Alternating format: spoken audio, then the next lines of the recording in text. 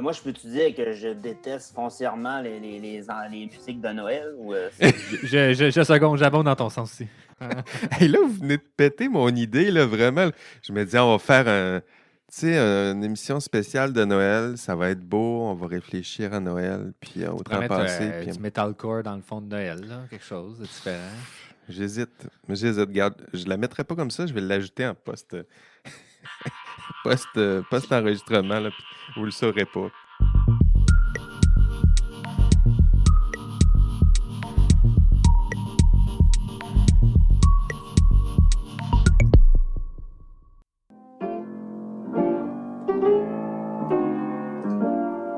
Ah, Noël. Bienvenue à vous, bonjour et bienvenue à vous, chers amis passionnés d'intelligence artificielle, votre hôte Jean-François Sénéchal, professeur d'éthique à l'Université Laval. Bienvenue à vos prix IARC et Lovelace décembre 2021. C'est votre cadeau de Noël. Hein, ce sera le nôtre aussi. Rappelons le concept des prix Lovelace et IARC, c'est notre vue de l'actualité, je dirais, là, où on parle du meilleur et du pire en intelligence artificielle. On nomme nos meilleurs articles scientifiques, nos événements, congrès, prouesses techniques, n'importe quoi, mais qui est important dans le domaine de l'AI et qui est digne de mention. Et donc du prix Lovelace, d'abord, en l'honneur de Dada Lovelace.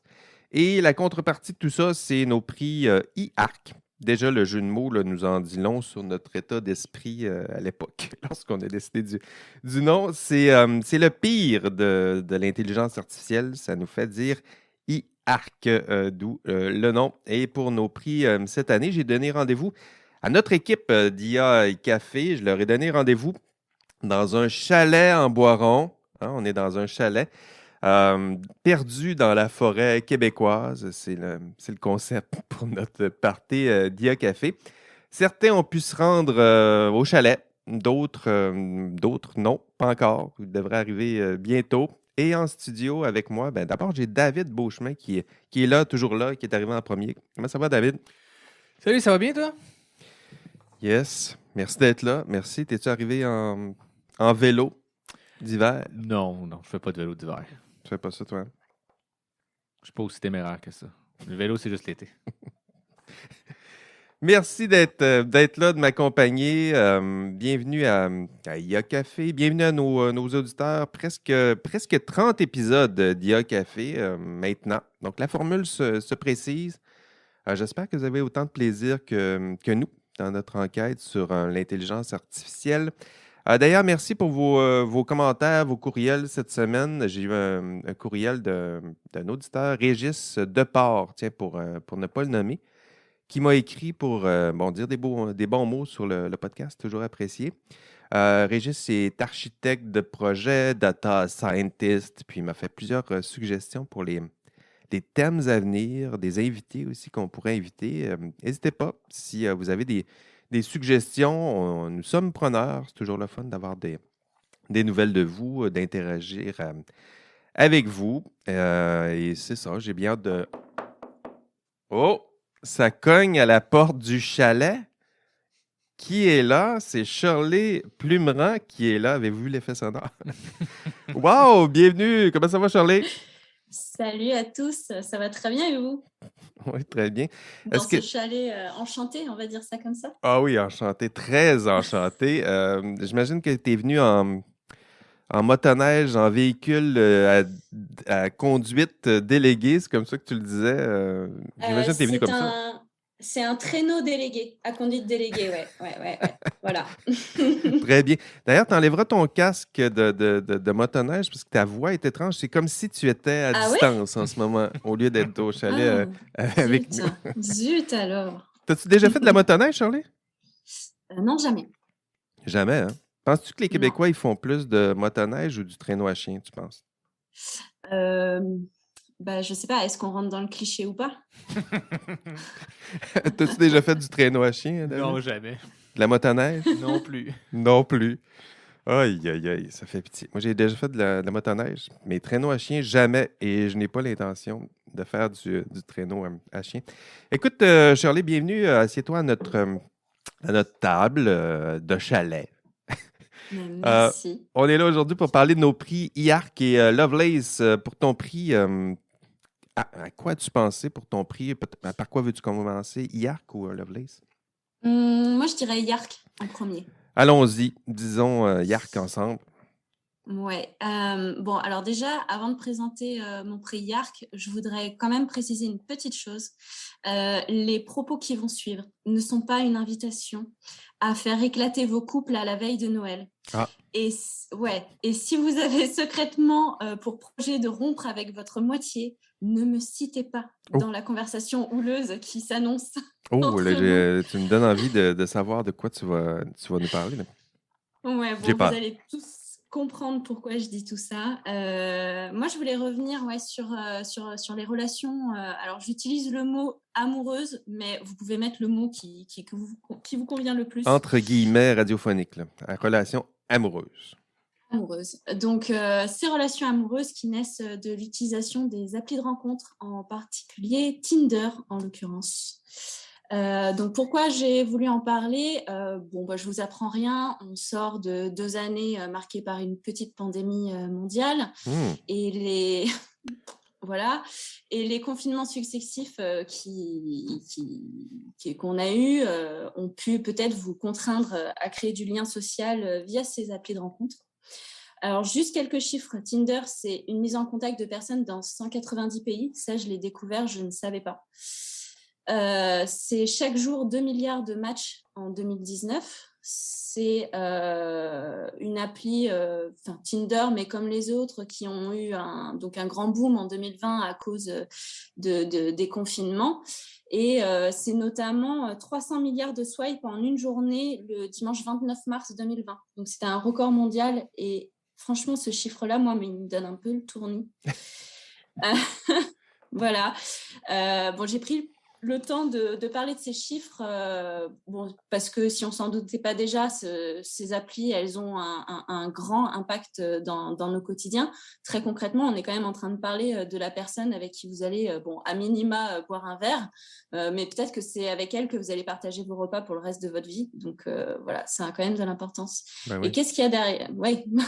Et qu'est-ce qu'il y a derrière ces applis? De quoi on parle? Évidemment, d'algorithmes. Et la manière dont il fonctionne, en tout cas pour Tinder, a fait l'objet d'une enquête journalistique de la part d'une Française qui s'appelle Judith Duportail.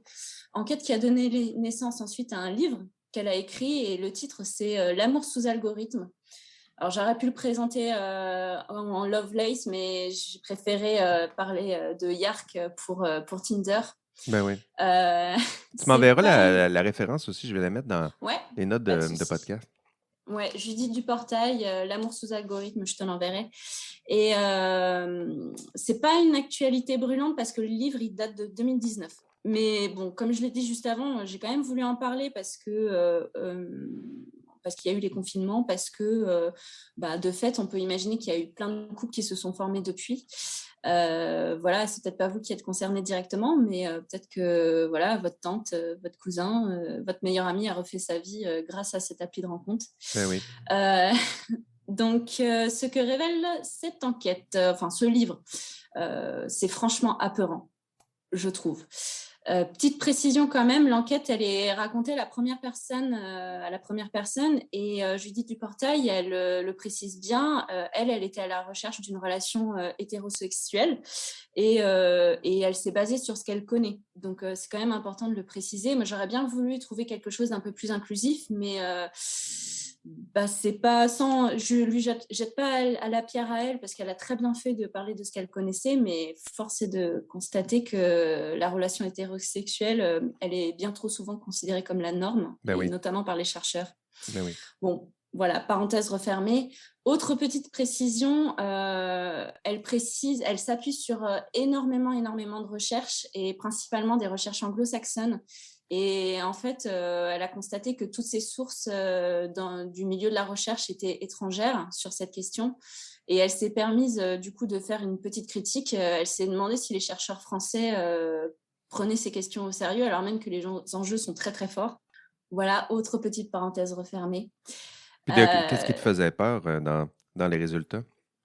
Et ben, ce qu'elle a pu observer, dis-moi déjà, premier truc, j'ai halluciné de ce chiffre, c'est que quand elle a demandé, donc elle a utilisé cette appli Tinder, et quand elle a demandé à Tinder ses données personnelles, parce que c'est un droit qu'on a tous, on peut demander nos données personnelles, que l'entreprise a sur nous, elle a reçu déjà un mail avec un document de 802 pages la concernant. 802 pages. 802 pages. Voilà. Donc, d'ailleurs, elle en a fait un article dans le journal The Guardian, si jamais vous voulez aller rechercher, juste sur ces 800 pages. La nature de ces informations-là, ça ressemblait à quoi?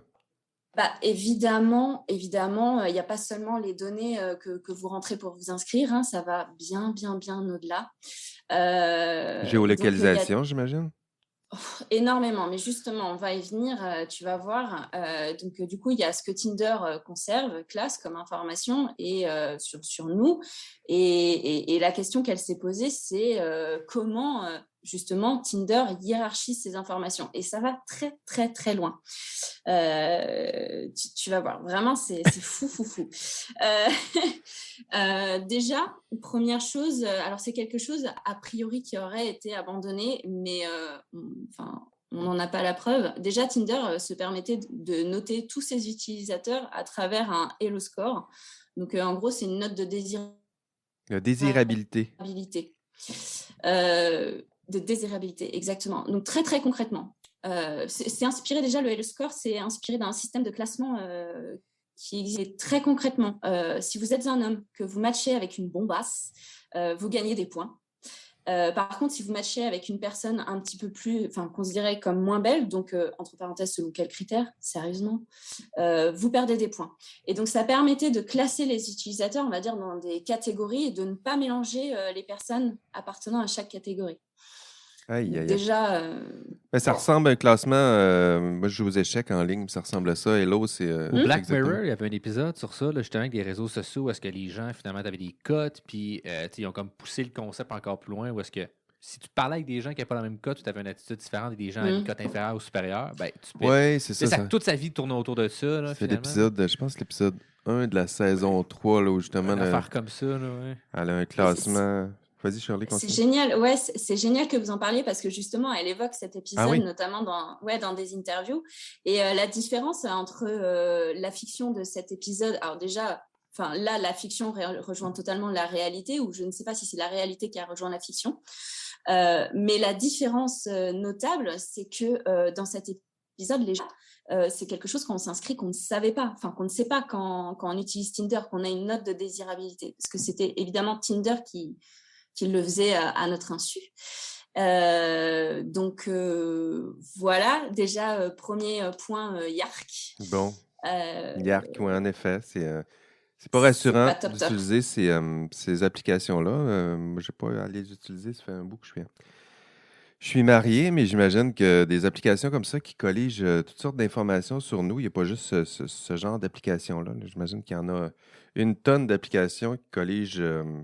C'est ça, de l'information qui n'est pas nécessaire, qu'on ignore souvent, puis on le sait au moment où on demande l'information qu'on a récoltée sur vous. 800, c'est quoi, 810 pages que tu as dit? 802 pages, oui. 802 pages, coudonc. C'est énorme.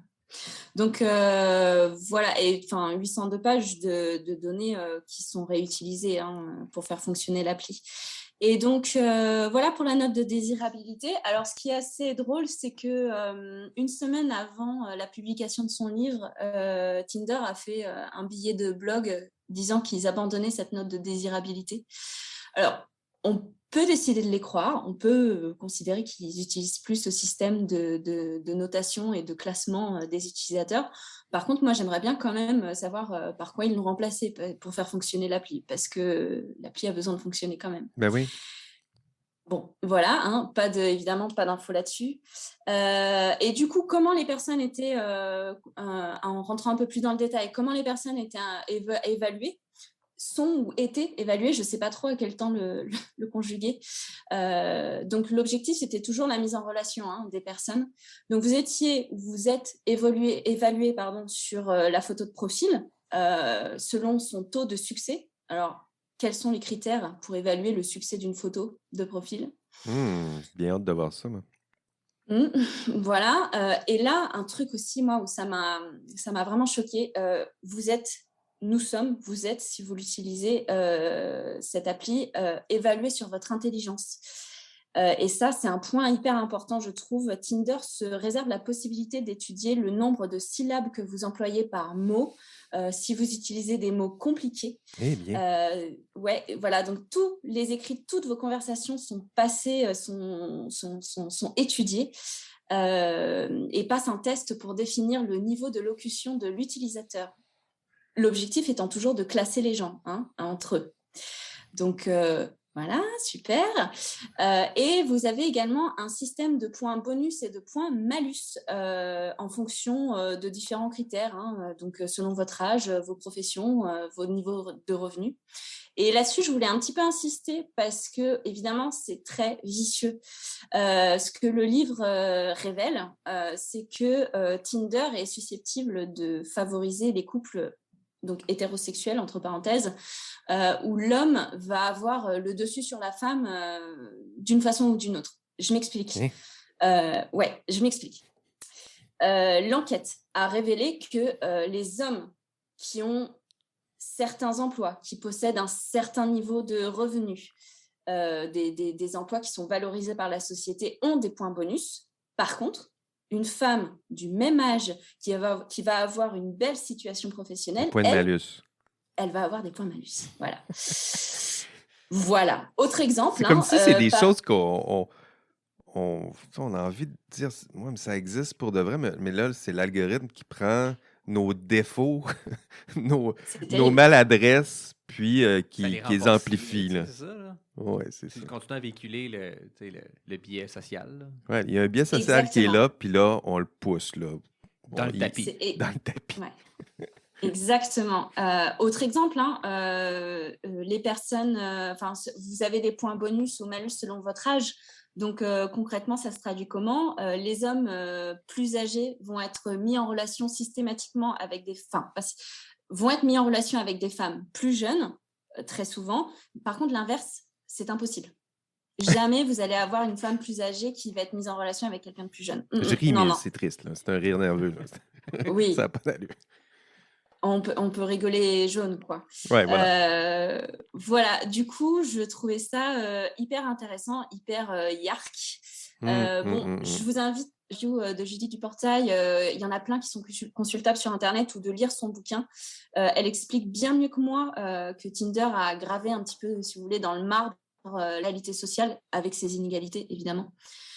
Et voilà. Et du coup, je me permets de transposer le même raisonnement, le même genre de cette transposition d'une certaine réalité sociale potentiellement inégale dans un autre domaine, par exemple celui de l'emploi. Oui. Là, on le voit arriver direct. Constat, les femmes gagnent moins que les hommes. Alors, je ne rentre pas dans le détail des chiffres parce que ce n'est pas important pour l'exemple. Mais si on prend juste ce constat-là, les femmes gagnent moins que les hommes, du coup, est-ce que ça pas dans le but de coller à une certaine réalité sociale, est-ce que ça vous paraîtrait logique de faire en sorte que des femmes, par exemple sur LinkedIn, reçoivent systématiquement des offres d'emploi qui proposent des rémunérations plus basses que celles que les hommes vont recevoir. Bon, moi j'ai une réponse, mais après... Effectivement, ça nous fait dire Yark à plusieurs reprises. Shirley, pour nous redonner un peu de pep, as-tu un prix Lovelace à nous donner cette année? Oui, j'ai un prix Lovelace. Alors, Cœur, Love sur la CNIL en France.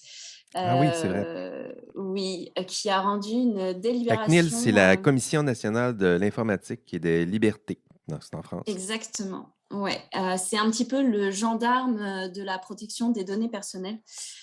Et donc, elle a rendu une délibération le 12 janvier 2021, si vous voulez la consulter, et qui ciblait le ministère de l'Intérieur. Elle est hyper intéressante à plusieurs niveaux. Alors, je ne vais pas rentrer trop dans le détail du droit de la protection des données personnelles, c'est un peu inutile. Je préfère juste parler principalement du contexte qui a précédé cette délibération.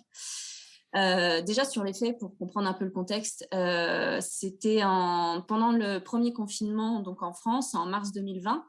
vous avez les forces de l'ordre en France qui ont décidé d'utiliser des drones équipés de caméras pour surveiller les populations devant respecter donc, les mesures de confinement. Bon, voilà. La CNIL, la CNIL est intervenue. Elle a demandé des comptes déjà par courrier au ministère de l'Intérieur en avril.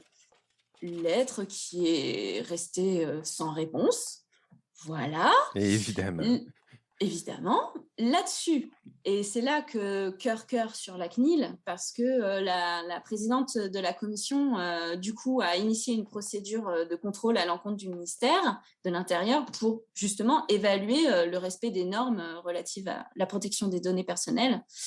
Donc, bon, voilà, il y a eu toute une procédure, notamment des questionnaires envoyés au ministère de l'Intérieur, au commissariat et groupes utilisés des drones. Donc ça, c'était à peu près en mai. Fin mai, vous avez le ministère de l'Intérieur qui commence enfin à répondre. Là-dessus, vous avez différents échanges. Vous avez également une délégation de contrôle de la CNIL qui est intervenue et qui a fait un contrôle en conditions réelles. Donc concrètement, ils ont fait un vol d'essai du drone pour pouvoir constater des choses concrètement. Voilà, donc ça a pris un petit peu de temps, de juillet à septembre, des échanges par courriel entre ministères et délégations de contrôle. Ça nous ramène au 30 octobre 2020, où vous avez un rapport qui détaille tous les manquements à la loi qui est rendu. Ah oui.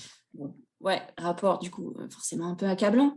Et à la suite de ça, vous avez cette fameuse délibération qui est rendue. Alors, elle rentre un peu plus dans le détail. Donc, évidemment, ça confirme. Cette délibération confirme qu'au regard des capacités techniques des drones utilisés et surtout de leurs caméras, ça donne bien lieu à un traitement de données à caractère personnel. Bon, si quelqu'un avait un doute là-dessus, parce que effectivement, les personnes filmées pouvaient être identifiées. Okay. Ce que ça met en avant aussi, c'est qu'aucun dispositif de floutage n'avait été mis en place. Donc, bon, après coup, la préfecture de police de Paris a communiqué en disant, enfin, à la délégation de contrôle en disant qu'ils étaient en train de développer ce dispositif de floutage.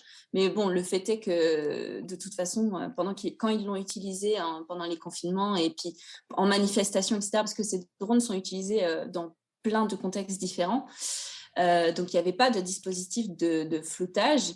Et quoi qu'il en soit, ce que je trouvais hyper intéressant, c'est que la CNIL est rentrée dans le détail. Elle ne s'est pas arrêtée à « OK, ils sont en train de mettre en place le dispositif de floutage ». Ils sont allés dans le détail, notamment technique, et ils ont constaté que ce système de floutage ne s'appliquait pas aux images captées par la caméra présente et transmises au pilote du drone. Donc, ce qu'il reçoit, lui, sur son petit écran pour diriger le drone. Okay. Ça peut s'expliquer pour des raisons de sécurité, mais pour autant, donc ça reste bien de la captation d'images non floutées, transmises à un pilote. C'est vrai. Donc, c'est du traitement de données personnelles et donc les forces de l'ordre ne peuvent pas se soustraire aux législations en vigueur en la matière. Bon. Très intéressant, très intéressant. Ouais. C'est de valeur que Sylvain Mongeard n'est pas avec nous autres. Il aurait pu nous parler des drones un peu. Peut-être qu'on aura l'occasion de revenir éventuellement avec Sylvain. Est-ce que tu avais quelque chose à rajouter sur ton prix Lovelace? À toutes les fois que tu fais ton love pour la CNIL, tu fais toujours le signe très radiophonique de love. Là, on comprend que c'est vrai que c'est une très belle, très beau prix Lovelace, Shirley. Avais-tu quelque chose à ajouter? Ouais, pour conclure, la CNIL, ce qu'elle a mis en avant, c'est qu'il y avait des enjeux très très forts. Si jamais vous lisez la délibération, je vous dis, c'est le point 44 que vous pouvez lire là-dessus. Il y a des enjeux très forts. Alors qu'il n'y a eu aucune étude d'impact qui a été réalisée par le ministère de l'Intérieur. Et du coup, pour le résumer, à la fois pour mon prix Yark et pour mon prix Lovelace, que ce soit pour nos amours ou pour nos coups de gueule en manifestation, ce qu'on peut observer, c'est qu'il y a clairement un manque de transparence, un manque d'information et un cruel manque de garde-fous qui irait au-delà de cette protection des données personnelles. Très bien. Merci, Shirley, pour... Oh, ça cogne à la porte. Je ne sais pas si vous avez entendu. Il y a Sylvain Mongeard qui est là. Bonjour, Sylvain. Comment ça va? Bonjour, ça va bien. Oui, tu as réussi à te rendre dans dans notre chalet, Sylvain? Oui, c'était pas très évident à trouver d'ailleurs. J'ai dû puiser en moi-même toutes mes capacités et mes ressources que je pouvais avoir là, de survivaliste, de C'est pouvoir me vrai. déplacer en forêt. C'est vrai. Est-ce qu'un postdoc, ça aide ou ça nuit pour survivre dans les bois? Je dirais que c'est là où on se rend compte vraiment de la différence entre la mise en pratique concrète des choses versus le savoir théorique. Oui, tout à fait, Sylvain. Écoute, Sylvain, on est là pour discuter de nos prix IARC et de nos prix Lovelace. Qu'est-ce que tu as à nous confier cette année? Par quoi veux-tu commencer? Lovelace, peut-être? Non, je vais commencer par, IARC, on aime mieux si tu IARC. permets, là, je vais commencer par la mauvaise nouvelle, en fait. Là. Vas-y, bonne nouvelle, On mauvaise terminera nouvelle. On va avec quelque commencer par chose la d'un petit peu mauvaise, là. plus, ouais, on terminera avec quelque chose d'un C'est ça. petit peu plus positif après. Ben moi, en fait, c'est pas un événement en particulier ou une personne ou quoi que ce soit. Là. C'est vraiment un mouvement comme tel. En 2021, moi, le prix IARC, je le décerne à tout le mouvement, je dirais, anti-vax et conspirationniste aussi.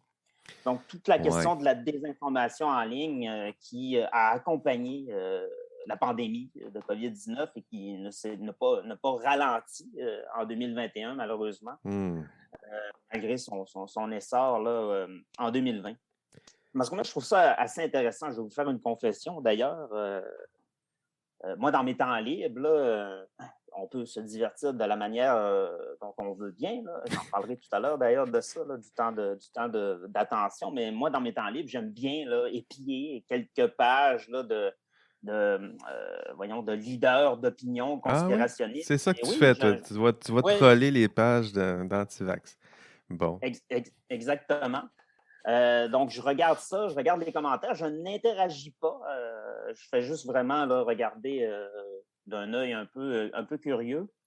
Mais je trouve ça quand même assez intéressant. Et puis en même temps, je me rends compte parce que moi, mon sujet de postdoc, c'est vraiment c'est sur les entrepreneurs là, qui démarrent des entreprises en intelligence artificielle. Mhm. Et moi, au début, je pensais que la culture populaire ou la science-fiction jouait un rôle assez grand dans l'influence ou dans la relation que pouvaient entretenir les entrepreneurs par rapport à cette technologie-là, soit dans leur parcours, est-ce que ça les avait motivés ou influencés, soit même dans leur travail. Et puis, étonnamment, je n'ai pas, c'est pas une corrélation que j'ai retrouvée. C'est-à-dire que c'est absolument pas là. On m'en a pas parlé du tout. Et lorsque La culture j'observe populaire n'est pas là dans leur discours, ça les fait pas rêver, la science-fiction non plus.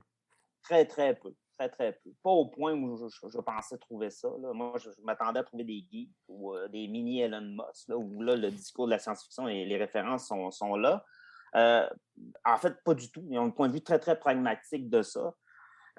Mais quand je regarde les pages conspi, c'est ce que je trouve fascinant parce que là, ça foisonne de références culturelles, de références en culture populaire lorsqu'ils traitent des questions des technologies. Donc, tout ce qui entoure la révolution numérique, en particulier l'intelligence artificielle. Et ce qui me fascine là-dedans, c'est qu'ils entretiennent vraiment un rapport assez particulier. Donc, ils sont fascinés, sidérés par la technologie, c'est-à-dire on amplifie, on invente des capacités technologiques qui n'existent pas, comme de lire dans les pensées, ou toutes sortes d'idées qui nous apparaissent vraiment farfelues. Donc, ils entretiennent vraiment, je dirais, un rapport magique avec la technologie. C'est pour ça que je trouve que c'est Comme si vraiment... la frontière entre la science-fiction et la réalité était difficile à discerner. Non? Exactement. Puis comme si aussi, ils prenaient les produits de science-fiction, comme les films populaires, comme des documentaires aussi en même temps. Ah, c'est vrai. Donc, ils font souvent ces références-là. Et c'est ce que je trouve vraiment intéressant. Et ça me fait penser à la célèbre citation d'Arthur C. Clarke, qui est un grand écrivain de science-fiction. Il disait toute technologie suffisamment avancée est indiscernable de la magie. Et je pense que c'est quelque chose qui s'applique très, très bien à ce mouvement-là. Mais ça, c'est pour la remarque préliminaire, je pourrais dire. Mais sinon, je vois vraiment ça un peu en même temps comme un échec de l'éducation de masse, c'est-à-dire le modèle de l'école telle qu'elle a été développée depuis la révolution industrielle. C'est-à-dire qu'on a transformé un peu, au lieu de faire de l'éducation un moyen pour développer l'esprit critique, on en a fait une espèce de chaîne de montage qui répond aux besoins du marché du travail. Et je pense qu'avec la démocratisation de l'accès à l'information avec Internet et les médias sociaux, je pense que là, on subit les contre-coups un peu de ça. C'est-à-dire que je pense que l'école, c'est clairement le cas maintenant, c'est que je pense que l'école a échoué, en fait, et échoue, elle n'est pas adaptée pour répondre à cette problématique sociale-là. Ce qui m'intéresse, en fait, c'est pas vraiment ce qu'ils disent. Je veux dire, c'est dans le non-dit que c'est intéressant, ce mouvement-là. C'est-à-dire, c'est ce qu'ils ne disent pas. Et moi, je pense que, je me trompe peut-être, mais j'ai l'impression que là-dedans, on peut essayer de puiser là, un fond de néoludisme, c'est-à-dire une forme de contestation, de peur envers les changements technologiques et en particulier les transformations numériques. Et ça, je trouve que c'est un peu inquiétant parce que je crois que c'est dans le livre de Frey, le Technology Trap, là, où il disait qu'en fait, dans l'histoire, généralement, l'attitude des populations envers la technologie a toujours été un peu négative, c'est-à-dire parce qu'on a toujours perçu ça comme étant des moyens là, un peu de voler le travail là, des gens. Donc, on avait une attitude un peu, je dirais, conservatrice avec ça. Et les choses changent complètement avec la Grande-Bretagne au 19e siècle, où là, même l'État, au lieu d'être plutôt du côté de la population et de la défense du travail, va se mettre du côté des producteurs de l'industrie et du développement technologique. De sorte qu'aujourd'hui, on a une attitude qui est très technophile, en fait. On est conditionné à percevoir la technologie d'une manière favorable. On ne voit pas vraiment ses problèmes. Mais je pense que ça dépend des milieux. Moi, je dirais que dans mon département, le rapport avec la technologie est plutôt conflictuel à la faculté de philo. Là. En effet, mais ça, c'est tout simplement universitaire. Donc, on ne parle pas dans l'ensemble de la société. C'est ça. C'est un peu sur ce plan-là que je voulais intervenir. Mais en fait, quand on regarde un peu les gens qui se sont intéressés arrivent à s'implanter, à se diffuser, à circuler, à s'imposer aussi comme le vrai, en fait. Je pense à Raymond Boudon, là, qui est un des grands sociologues français de l'après-Deuxième Guerre mondiale en France. Il a proposé une théorie progressiste des idées. En fait, il disait qu'il y a un marché des idées et les idées sont en concurrence les unes envers les autres. Mais il disait que quand même, sur le temps long, il y avait quand même un progrès qui se faisait. Il y avait vraiment une perception évolutionniste des idées. Il disait que ce sont toujours les idées les plus proches de la raison, du bien commun, qui finissaient par s'imposer. Tout simplement parce que c'était la compétition. Dans ce mouvement de compétition-là, c'était la proposition la mieux argumentée qui s'imposait comme étant vraie. Oh boy, c'est pas vraiment ça qu'on... Oui, ben c'est ça. C'est pour ça que je trouve que c'est très intéressant. Oui, parce qu'en contraste, on voit que ça ne dépend pas du tout de ça. Là. En ce moment, avec les algorithmes, ça dépend plus dans quelle famille, dans quel réseau tu te situes, là, bien plus que la raison, le bien commun va triompher après avoir discuté. Là, ce qu'on voit sur les réseaux sociaux, c'est qu'à force de discuter, à force de discuter, on se retrouve chacun dans notre chambre d'écho, puis tout le monde est certain qu'ils ont raison. Là.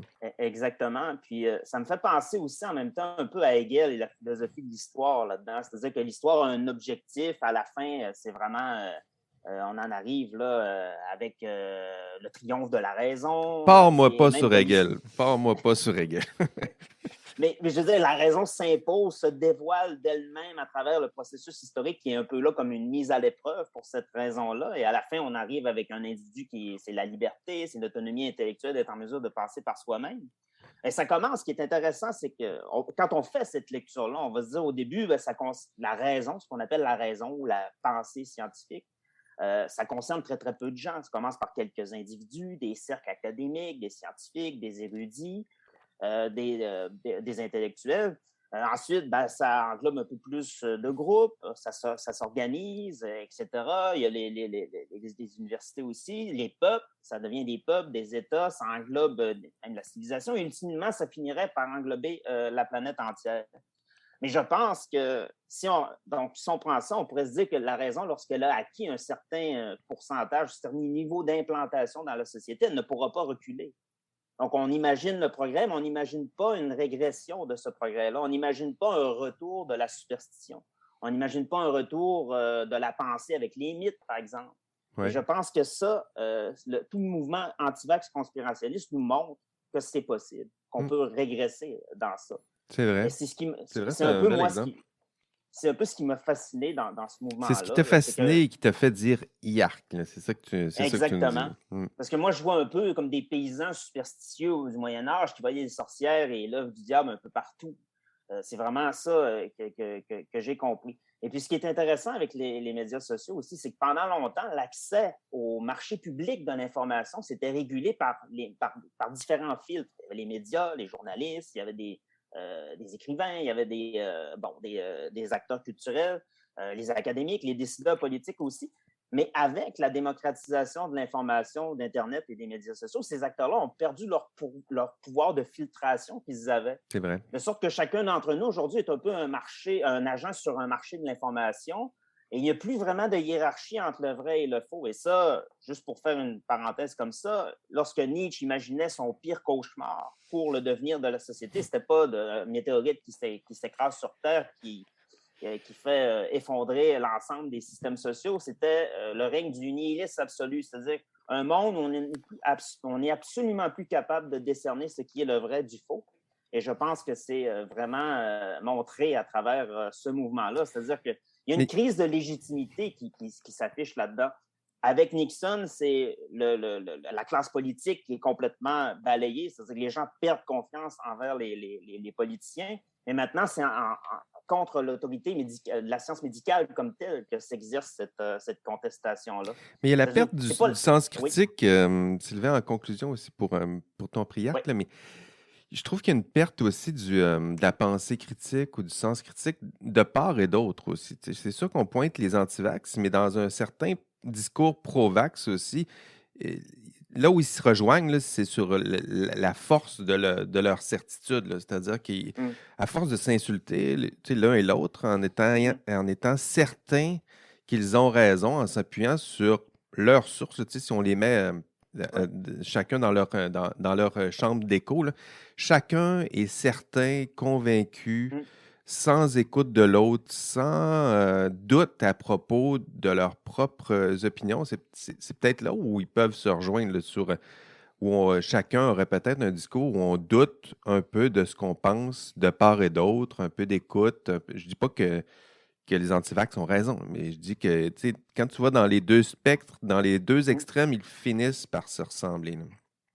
Je dirais aussi qu'il y a un manque, il y a un problème de littératie numérique aussi, c'est-à-dire que les gens, souvent, ils ne comprennent pas le fonctionnement des médias sociaux, ils ne comprennent pas le fonctionnement de base des algorithmes non plus, ils ne comprennent pas lorsqu'on dit bulle chambre d'écho, biais de confirmation. C'est sûr que non. C'est sûr que non. Déjà à l'époque, je me rappelle avoir lu des études sur la littératie scientifique, puis poser des questions comme pensez-vous que si on fait bouillir un lait radioactif, est-ce que ça peut enlever la radioactivité? Puis, c'était des pourcentages alarmants, là, pas loin de 50% qui y croyaient là, que oui, c'est possible. Donc, c'est ça, faut faire attention. C'est sûr que si on se met à parler d'algorithmes, de chambre d'écho, c'est sûr qu'on va en perdre quelques-uns. Mais à la fin, j'imagine qu'il y a le sens commun là, qui est là, qui va nous sauver peut-être, Sylvain. J'espère.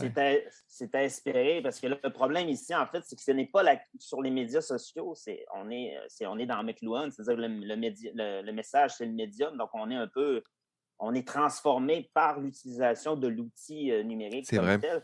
Donc, ce n'est pas la qualité des arguments qui compte. Je veux dire, vous pouvez avoir sur Facebook un débat hypothétique entre un prix Nobel et un monteur d'acier. J'ai tout le respect pour les monteurs d'acier, mais je veux dire, ce n'est pas son champ d'expertise, l'épidémiologie non plus. Un prix Nobel en médecine. Façon polie de dire ça. Un prix Nobel en médecine versus un monteur d'acier, je veux dire, les deux avis se valent, et peut-être même que dans le cas du monteur d'acier, il va avoir plus de followers que le prix Nobel. Mm-hmm. Donc, c'est parce que sur les médias sociaux, c'est l'intensité de l'émotion qui est suscitée par l'exposition à un commentaire ou une information quelconque qui prime. C'est pas la qualité. Qui génère du like, qui génère du partage, puis qui donne en fait, ce que je voulais dire, c'est que ce mouvement-là ne s'épuisera pas, même une fois la pandémie terminée. Quand on regarde un peu les commentaires, je prévois que la prochaine cible de ce mouvement-là sera les changements climatiques, parce qu'on voit déjà des contestations où on va dire les changements climatiques, c'est une invention aussi, c'est fait pour imposer certaines mesures aux populations pour maintenir la caste des milliardaires, etc. Donc, je pense qu'on en a pour très, très longtemps à batailler avec cette désinformation-là. Très certainement, c'est vrai. Il faut voir là, lorsque la pandémie, si un jour la pandémie prend fin, ces gens-là vont chercher un autre sujet là, pour continuer à avoir autant d'attention. Faudra voir. Sylvain, rapidement, peut-être brièvement, ton prix Lovelace. Oui, je vais y aller super vite, en fait, puisque c'est en hommage à Ada Lovelace, qui est une femme qui a écrit le premier programme informatique dans la première moitié du 19e siècle. Alors, j'ai décidé que pour rester dans l'esprit du prix, j'ai choisi une femme pour mon prix Lovelace. C'est en fait France Hogan, je ne sais pas si je prononce bien son nom, c'est l'ancienne chef de produit chez Facebook, qui a fait un témoignage assez accablant cet automne dans une audition du Sénat pour dénoncer les pratiques de son ancien employeur. Elle dit en fait, elle dit que l'entreprise est très, très bien au fait là, de tous les problèmes qui peuvent être associés à l'exposition aux médias sociaux négatives en regardant Instagram, intimidation en ligne. La conclusion aussi que Facebook, c'est très, très bien, puisque son modèle d'affaires est de nous maintenir sur le site le plus longtemps possible. Ils savent très, très bien que c'est la colère qui fait le plus réagir les gens. La peur et la colère sont les deux émotions les plus contagieuses. C'est ce qui se propage plus vite sur les médias sociaux que toutes les autres émotions, et ça a un effet contagieux parce que ça incite ceux aussi qui sont confrontés à ces messages-là, même s'ils ne sont pas colériques, à quand même commenter, à quand même envoyer un message. Donc ça, ils le savent très, très bien. Et en fait, ils ne font rien. Et on a un peu associé sa sortie à celle de Jeffrey Wigan, là, qui avait dénoncé les compagnies de tabac dans les années 90. On verra si ça aura le même impact, là, sur le fait notamment que les compagnies de tabac étaient très bien au courant des problèmes de santé qu'occasionnaient leurs produits. Ça a amené à toutes sortes de recours collectifs. On verra si ce sera le cas. D'ailleurs, il y a un excellent film, là, The Insider, qui est paru en 1999 avec Russell Crowe, qui est excellent, donc je le souligne en passant. Ce qui m'intéresse là-dedans, en fait, ça me fait penser à un livre, c'est mon coup de cœur de 2021, un de mes coups de cœur de 2021, parce qu'il faut bien en nommer un, Apocalypse cognitive de Gérald Bronner, qui est intéressant, et je vais faire le lien avec ça, et je vais finir là-dessus rapidement. C'est-à-dire que l'apocalypse cognitive, pour lui, c'est la rencontre entre la quantité d'informations qui est disponible aujourd'hui. On parle de 900 milliards de gigaoctets qui sont ajoutés à chaque année dans le monde numérique en termes d'information. Donc, c'est impossible pour une personne d'absorber cette quantité-là. Et le temps de cerveau disponible. C'est-à-dire qu'on a un paradoxe actuellement un paradoxe historique entre la quantité d'informations versus le temps de cerveau disponible, parce qu'on n'en a jamais eu autant aussi en même temps. C'est-à-dire que le temps de travail aujourd'hui, ça représente 11 % du temps éveillé sur toute une vie, alors que c'était 48 % en 1800. Et si on soustrait le temps accordé pour les soins corporels, le temps de sommeil, de transport et de tâches domestiques, c'est l'équivalent de 17 années de temps de cerveau disponible que nous avons aujourd'hui en tenant compte de l'espérance de vie. Et donc là, la question pour lui, si on regarde ça, ces 17 années-là, c'est 5 fois plus de temps qu'il y a au début du 20e siècle, donc en 1900, et c'est 8 fois plus de temps qu'en 1800 aussi. Donc pour lui, ça, c'est un capital attentionnel qui nous a été légué, en fait, par la modernité, par les progrès technologiques et tout ça. Et la question, en fait, c'est comment utiliser ce temps-là au mieux. C'est-à-dire, on peut utiliser ce temps-là pour bricoler ou regarder des vidéos de chats. Et pour lui, ça, c'est fondamental pour le futur comme tel. C'est-à-dire que le temps passé sur les écrans qui correspond, je crois que c'est autour de 80... en fait, c'est presque 100 % là. Le temps de lecture a diminué d'un tiers depuis 25 ans. C'est le temps passé. Et en même temps, quand on regarde la consommation des gens en ligne, le matériel pornographique, c'est un tiers des visionnements.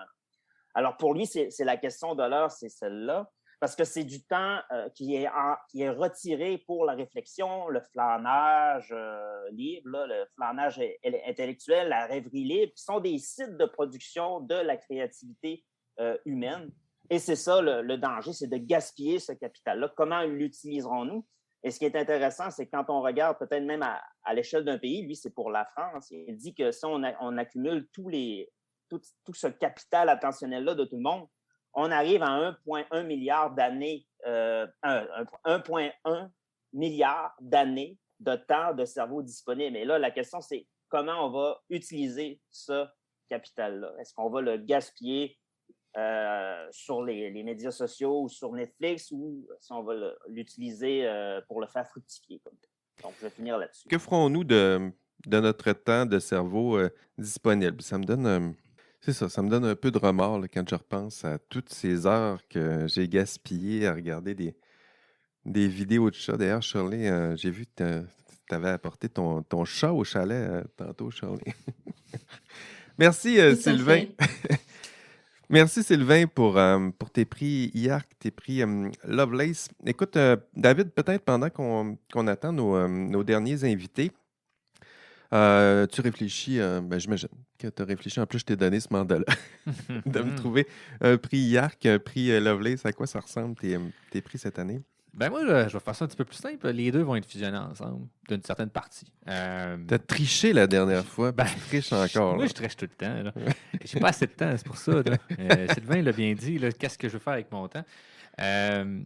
En fait, je veux pas nécessairement pointer du doigt personne dans tout ça. Là, mais c'est plus ouvrir une discussion puis une série d'événements en fait, qui se sont passés.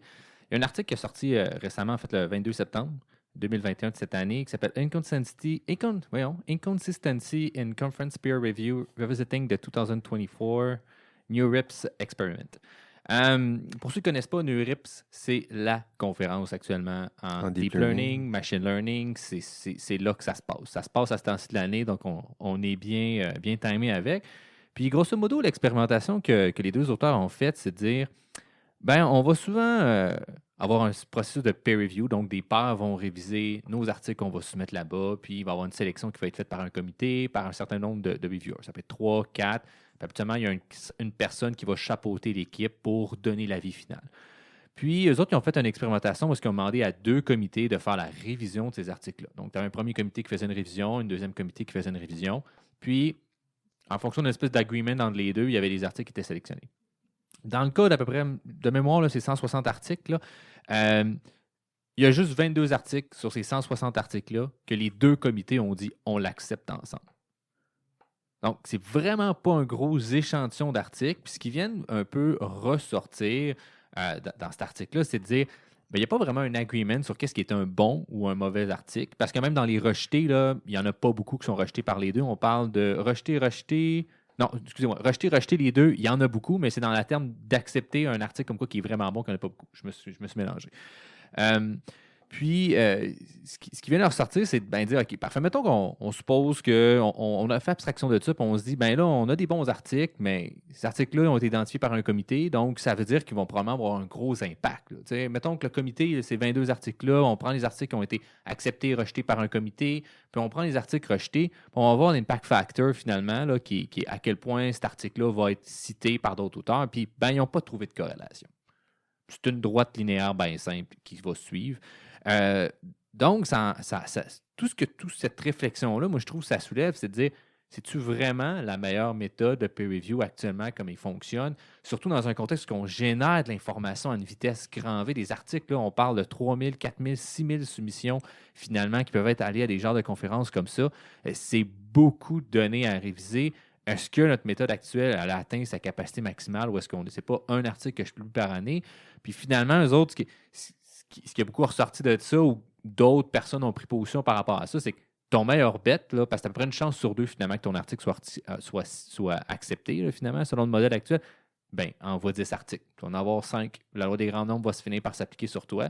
Donc, c'est pour ça que mais tu ça vois demande du monde. C'est ça le réflexe, là, mais en même temps, c'est tellement long, le peer review. Ça l'amène au deuxième point, justement, qu'on voit des auteurs qui ont 50, 60, 100 articles par année qui sont publiés à leur nom, avec leur nom dans la liste des auteurs. Puis là, tu dis, ça veut dire que c'est un laboratoire qui cherche pour ça. Fait que ça vient au point qu'on a eu la discussion la dernière fois par rapport au rapport sur, justement, le Québec Tricoté Serré, c'est qu'il y a des entreprises de publication qui vont commencer à apparaître. C'est ça que le modèle nous commence à nous pousser vers, c'est de dire, toi, tu veux être en haut de la chaîne alimentaire, là, puis tu veux avoir plein de gens qui travaillent pour toi, qui écrivent des articles, qui te citent pour te faire plus citer, pour aller chercher plus de fonds, puis recommencer cette loupe-là encore et encore, jusqu'à temps que finalement tu crées suffisamment d'articles pour que la loi des grands nombres s'applique, puis que tous tes articles finissent quasiment par être acceptés. Une bonne majorité de tes articles finissent par être acceptés.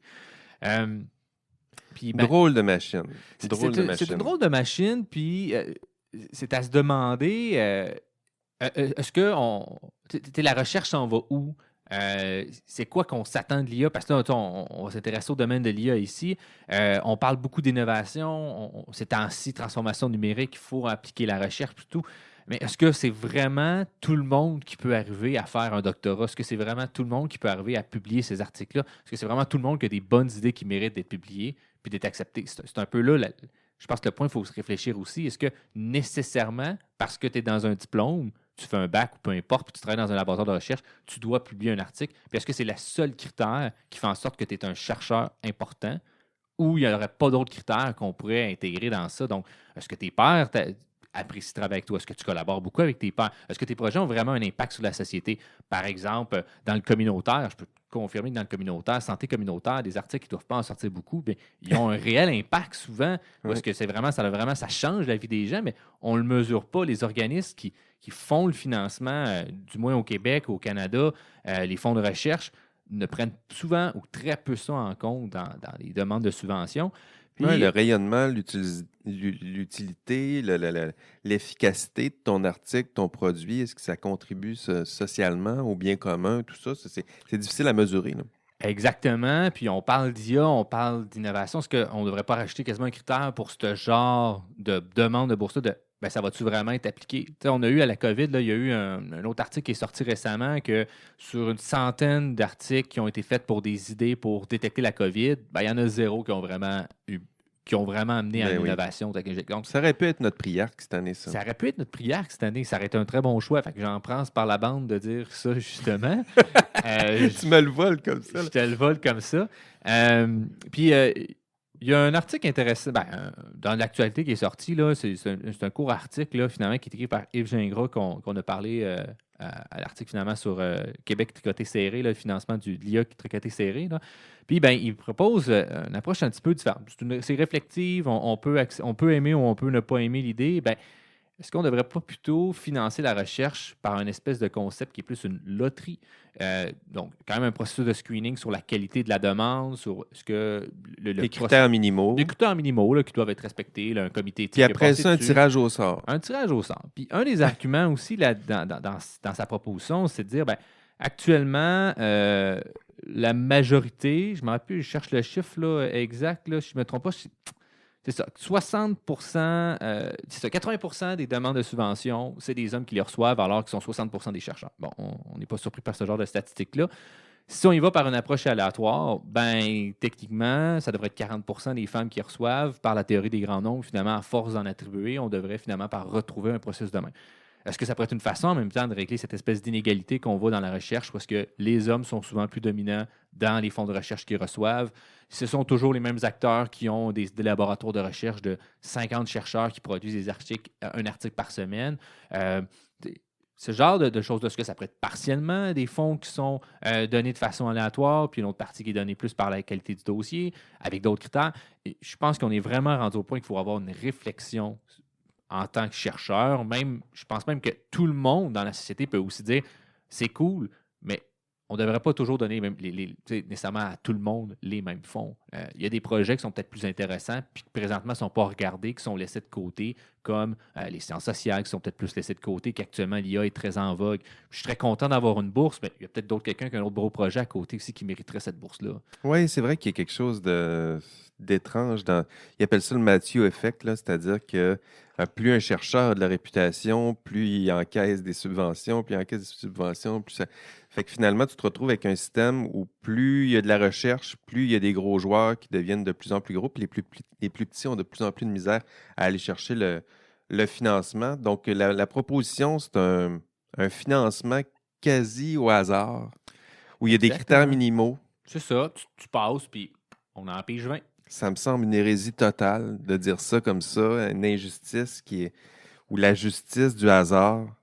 Mais c'est intéressant comme idée. C'est ça. Il y a peut-être moyen de bien sûr, améliorer, peaufiner la méthode à quelque chose qui est peut-être plus hybride entre les deux, quelque chose de moyen de transition. Je pense en tout ça, c'est juste faut avoir la question. Faut se poser des questions, puis il faut revisiter, je pense, la méthode. Il y a d'autres places dans le monde qui le font d'autres façons, qui sont peut-être plus intéressantes, qu'on pourrait commencer à intégrer. Les comités de révision aussi, ça prend 8 mois là, avoir une réponse là, si ta bourse, c'est long. C'est long. C'est des gros documents à remplir. Y a-tu moyen d'aller chercher des processus qui sont peut-être plus légers? Parce que finalement, les chercheurs, il y en a qui n'ont juste pas le temps de faire les demandes de bourse. Puis ils pourraient avoir des très bons projets, puis ils font juste s'arranger avec eux autres mêmes, produisent moins vite la recherche, mais ils ne sont pas embarqués dans cette espèce de processus administratif-là. Où on se retrouve avec des processus c'est tellement lourd, le processus de révision par les pairs, qu'il y en a qui finissent par quasiment abandonner le processus. Puis là, on arrive dans des modes de publication où le processus de révision par les pairs parfois est complètement évacué ou trop souple, je dirais, puis ça fait des publications, toutes sortes de... Tiens, ça me fait faire ma transition vers moi, mon prix YARC. Je ne vous donnerai pas le prix Lovelace YARC là, parce que ça fait l'épisode dure déjà plusieurs minutes, mais je vais juste vous dire mon prix YARC cette année. C'est justement...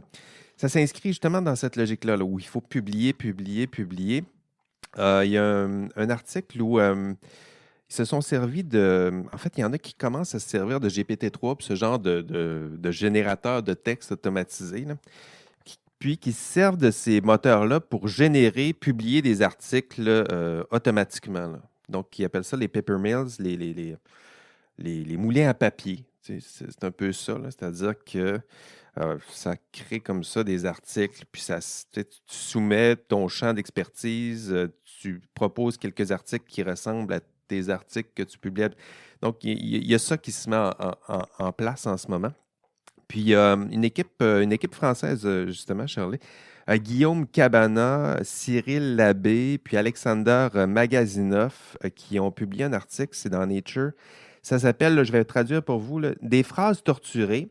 Le titre, c'est ça. Là. Des phrases torturées, de l'émergence d'un style étrange d'écriture en sciences, les preuves d'un problème important qui affecte les mêmes journaux scientifiques les plus sérieux et qui affecte même les journaux scientifiques les plus prestigieux et sérieux. En fait, ils se sont rendus compte qu'il y avait des articles étranges avec des bouts de phrases complètement bizarres en intelligence artificielle. Par exemple, ils se sont rendus compte qu'au lieu d'utiliser l'expression artificial intelligence, ils utilisaient l'expression counterfeit consciousness. Artificielle intelligence, counterfeit, contrefait consciousness. Puis d'autres affaires bizarres comme, au lieu d'utiliser Deep Neural Network, ils utilisaient Profound Neural Organization. Au lieu d'utiliser Big Data, ils utilisaient Colossal Information. Puis à force de rechercher des bouts de bizarres comme ça, ils se sont dit, c'est bizarre ça. Puis ils se sont mis à rechercher les bouts de phrases bizarres, puis ils se sont rendus compte que c'est justement des articles qui étaient générés par la traduction de texte un peu maladroite, qui ne comprennent pas exactement c'est quoi le langage typique en intelligence artificielle. Puis, avec ces bouts de phrases-là, ils ont mis en place un processus de recherche des articles, puis sont arrivés à 860 articles qui utilisent ces bouts de phrases en intelligence artificielle. 31 articles dans la seule revue Microprocessors and Microsystems. Donc, 360, 31 articles, donc des articles qui, pour l'instant, sont flagués là, comme étant potentiellement des articles frauduleux, probablement publiés par des chercheurs qui maîtrisent mal l'anglais, qui font générer du texte automatique puis qui ne sont pas capables de le réviser suffisamment bien ou qui sont publiés dans des revues où le processus de révision par les pairs, justement, ils ont abandonné un petit peu, là, puis, ou carrément, puis ils publient des articles. Donc ça, c'est mon prix YARC de l'année. Là. C'est plutôt une mise en garde. Attention, là, ça existait déjà avant. Ce n'est pas l'intelligence artificielle qui a inventé ça. Mais des moulins à papier, utiliser ces outils pour produire plus de papier, de recherche, pour gonfler ton CV, c'est quelque chose qui est tendance, entre guillemets, radiophonique, puis qui n'est pas une très bonne nouvelle.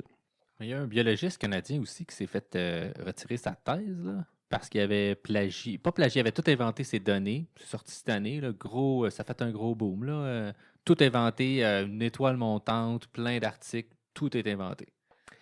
Il y a des histoires d'horreur comme ça. Un jour, je prendrai le temps de vous en raconter. Là, mais moi, mon sujet de thèse, c'est entre autres de faire cette recension-là. Puis bon, j'ai gardé espoir envers la science, là, mais il y a des bouts comme ça qui nous fait douter un peu. Bon, c'est tout. On a fait nos prix. Lovelace fait quand même un épisode assez long aujourd'hui. Merci de nous avoir écoutés. J'espère que ça vous a passionné autant que nous. Donc, c'est le temps que nous prendrons aujourd'hui. Maintenant, ben, c'est le temps de festoyer. Je vais remettre ma musique de Noël là, pour vous rendre heureux. Puis on vous revoit bientôt dans la partie 2. Donc, il y aura une partie 2 pour nos prix Lovelace et IARC. Là, vous voyez qu'il y a plusieurs invités, plusieurs de nos collaborateurs que vous n'avez pas vus aujourd'hui. On le fera dans notre épisode 2. Et le prochain épisode il va être publié d'ici le dernier jour de l'année 2021.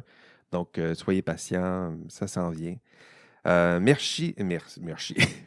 Merci à Shirley, à Sylvain et à David de m'avoir accompagné aujourd'hui. Votre hôte, Jean-François Sénéchal. Merci d'avoir écouté cet épisode de Dia Café. Merci d'être là à chaque épisode. Vous êtes nombreux, partagez, s'il vous plaît, à ceux et celles qui vous entourent. Parlez-en, faites grandir notre petite communauté d'androïdes qui s'ignorent et qui rêvent peut-être de moutons électriques. Allez, passez un joyeux Noël. Reposez-vous un peu. Faites le plein, évidemment, de ce qui vous fait du bien. Et on se revoit au prochain épisode. Allez, bye bye.